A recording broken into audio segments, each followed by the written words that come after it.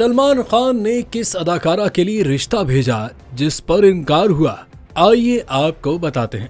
बॉलीवुड में सलमान खान की शादी कई दिहाइयों से मौजूए बहस है, लेकिन क्या आप जानते हैं कि बॉलीवुड अदाकारा जूही चावला के लिए सलमान खान ने रिश्ता भेजा था, लेकिन अदाकारा के वालिद ने शादी की पेशकश मुस्तरद कर दी थी। भारतीय मीडिया को दिए गए एक इंटरव्यू में सलमान खान ने इंकशाफ किया था कि उन्हें जूही चावला पसंद थी, उन्हें बहुत मासूम लगती थी, लेकिन जब उन्होंने उनके वालिद से जूही का हाथ मांगा तो उन्होंने इनकार कर दिया। जब यही बात एक शो के दौरान अदाकारा जूही चावला से पूछी गई तो उन्होंने वजह बताते हुए कहा कि ये उनके और सलमान खान के कैरियर के आगाज का वक्त था। जूही चावला ने बताया था कि उस वक्त सलमान खान इतने मकबूल नहीं थे जितने आज हैं, हत्ता कि मैं सलमान और आमिर को भी अच्छे से नहीं जानती थी, जिसकी वजह से उनके साथ फिल्म करने से भी इनकार कर दिया था।